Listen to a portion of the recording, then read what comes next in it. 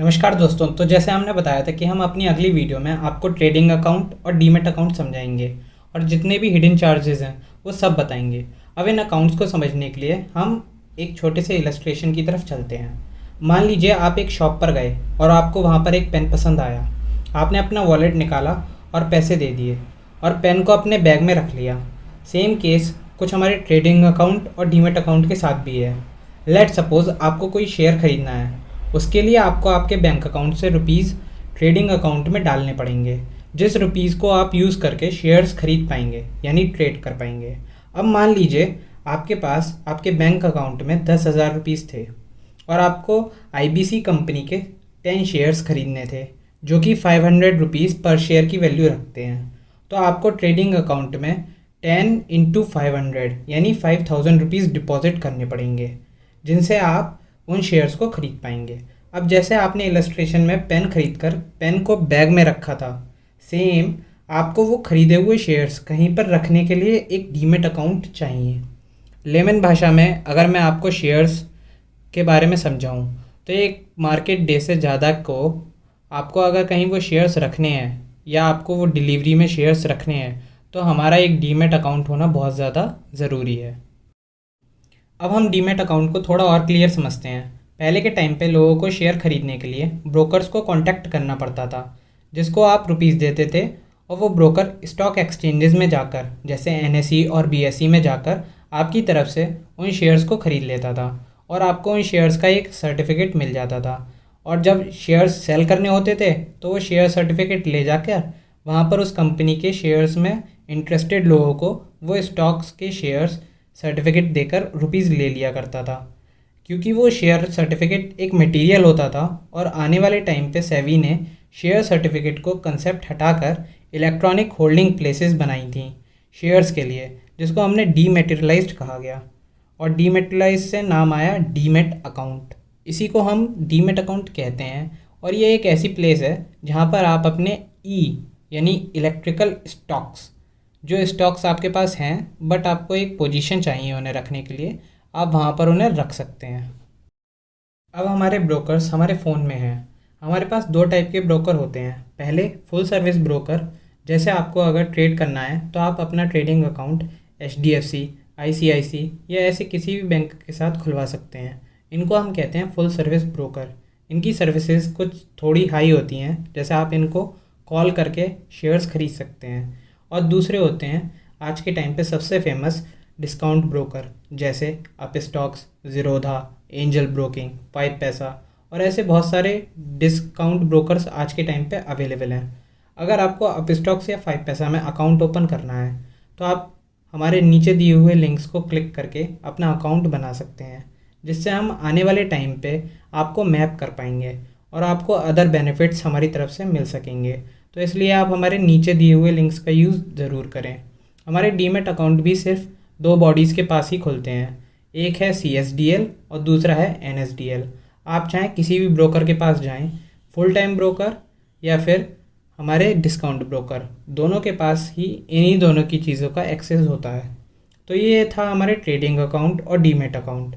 अब हम आपको इनके कुछ ऐसे चार्जेस के बारे में बताएंगे जो आप बाय या सेल करते टाइम ब्रोकर्स को अदर बॉडीज़ को देते हैं। उससे पहले मैं आपको एक बार और क्लियर कर दूं कि शेयर्स को आप दो टाइम पीरियड के लिए ख़रीद सकते हैं। पहला इंट्राडे, जिसमें आप उस शेयर्स को बाय करेंगे और उसी सेम दिन उस मार्केट को क्लोज़ होने से पहले शेयर्स को सेल करके आपको वो देना पड़ेगा। और दूसरा होता है डिलीवरी, जिसमें आपका मन जब तक करेगा आप उसको ख़रीद कर अपने पास रख सकते हैं डीमैट अकाउंट में, आप उन्हें होल्ड कर सकते हैं। और इन दोनों केसेस में चार्जेस जो होते हैं वो बिल्कुल अलग होते हैं, तो आप इन चार्जेस को आगे वाली पार्ट में ज़रूर समझें। हमने आपको यहाँ पर एक डिस्काउंट ब्रोकर अप स्टॉक्स और एक फुल सर्विस ब्रोकर HDFC के ट्रेड चार्जेस बताए हैं और उन्हें कंपेयर करा है ताकि आप समझ सकें कि आप सही तरीके से मैक्सिमम प्रॉफिट कैसे उठा सकेंगे। पहला है अकाउंट ओपनिंग चार्जेस, जो कि अभी अप स्टॉक्स में फ्री चल रहा है, बट आने वाले टाइम पे चार्जेस चेंज हो सकते हैं, तो कुछ कह नहीं सकते इस बारे में। फिर आते हैं ट्रेड चार्जेस, जो कि ज़्यादातर हिडन चार्जेस होते हैं। हम पहले इंट्राडे के लिए देखते हैं। पहला है ब्रोकरेज चार्जेस, जो कि आपसे ब्रोकर अपनी सर्विस के लिए लेता है। In case of up stocks it is 0.05% और 20 रुपीज़। अब इसमें जो सबसे कम होगा आपकी ट्रेड पर वो लगेगा, यानी आपकी ट्रेड कितनी भी रुपीज़ की क्यों ना हो, मैक्सिमम 20 रुपीज़ ही बस आपकी ट्रेड पर लगेंगे। वहीं पर HDFC में 0.05%, यानी आपका जितना बड़ा अमाउंट होगा उतना ज़्यादा चार्ज होगा। अब क्योंकि ये सर्विस है तो इस पर दोनों केसों में 18% GST ऑन बोथ ब्रोकरेज पर लगेगा। तीसरा चार्ज है एक्सचेंज ट्रांजैक्शन चार्ज, यानी कि ETC, जो कि NSE और BSE जैसी एक्सचेंजेस के होते हैं। और क्योंकि ये दोनों ब्रोकर्स के लिए सेम हैं तो इनके चार्जेस भी सेम हैं। For NSE it's 0.00325% and BSE 0.003%।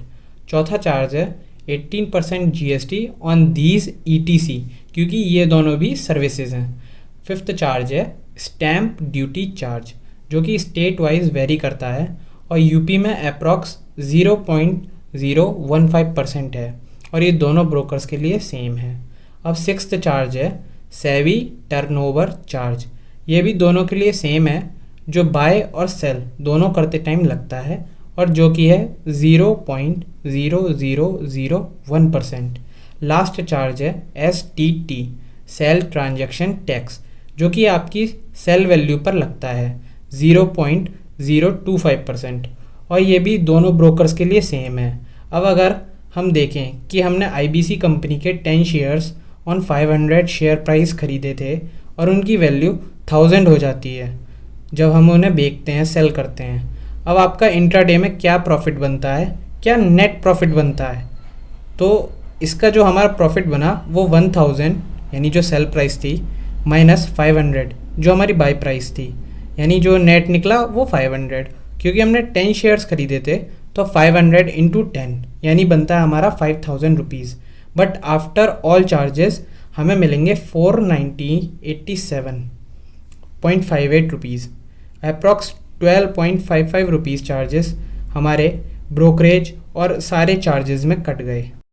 अब अगर आप शेयर्स को एक दिन से ज़्यादा के लिए होल्ड करते हैं तो आपके चार्जेस क्या होंगे, यानी डिलीवरी के चार्जेस क्या होंगे? पहला, यहाँ पर डिस्काउंट ब्रोकर का चार्ज, ब्रोकरेज चार्ज 0 हो जाता है, बट HDFC अब 0.5% यानी बहुत ज़्यादा चार्ज यहाँ पर वो इंक्लूड करती है इस चीज़ पर। दूसरा, ETC अभी भी सेम है, इंट्राडे की तरह दोनों में सेम है। NSE 0.00325% and BSE 0.003%। अब इन दोनों पर 18% GST, ब्रोकरेज की GST जो होती है 18% की, दोनों पे अलग अलग, और ETC पे भी 18% की अलग।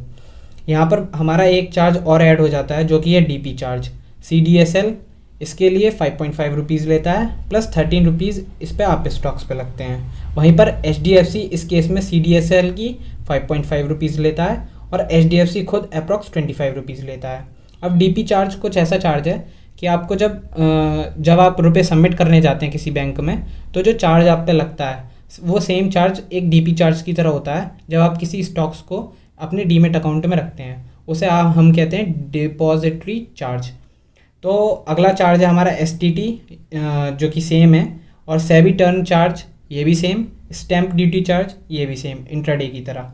अब इसको भी हम देख लेते हैं कि प्रॉफिट हमारा 5000 रुपीज़ पर कितना बनता है आफ्टर ऑल चार्जेस हमारा, यानी नेट प्रॉफिट कितना होता है। तो हमारा नेट प्रॉफिट इसमें बनता है 4982.13 रुपीज़, यानी 4982 रुपीज़ का। तो मैंने आपको सारे चार्जेस बता दिए हैं जो कि इस केस में 15 रुपीज़ से 20 रुपीज़ तक वेरी करता है ऑन योर 5000 पर प्रॉफिट। अगर आपको ये चार्जेस कैलकुलेट करने हैं तो हमने नीचे डिस्क्रिप्शन में ब्रोकरेज कैलकुलेटर का लिंक दिया है जिस पे आप 1 मिनट से कम में अपनी सारी ब्रोकरेज कैलकुलेट कर सकते हैं। मैं मेजरली आपको डिस्काउंट ब्रोकर का सजेशन दूंगा क्योंकि इसमें चार्जेस बहुत कम होते हैं। आपने डिस्क्रिप्शन में प्लेटफॉर्म का लिंक दिया हुआ है, वहाँ पर आप जाके उन सबको डाउनलोड कर सकते हैं और इन्वेस्टिंग अपनी स्टार्ट कर सकते हैं। अब वीडियो को समराइज़ करते हैं। आपने समझा ट्रेडिंग अकाउंट, डीमेट अकाउंट और उन पर लगने वाले हिडन चार्जेस जो कि आपको कोई भी नहीं बताता। अगर आपको ये वीडियो पसंद आई तो लाइक ज़रूर करें, हमें आपके लिए बहुत सारे एफर्ट्स कर रहे हैं। चैनल को सब्सक्राइब कर दें, कोर्स बिल्कुल फ्री है, क्वालिटी हाईएस्ट है और हमारे मैक्सिमम एफर्ट्स हैं। मिलते हैं अगली वीडियो में SM05, जिसमें मैं आपको शेयर्स के बारे में समझाऊंगा, इक्विटी शेयर्स क्या होते हैं, कैसे बाय करे जाते हैं, कुछ कुछ ऐसा ही। Thank you. #revolution।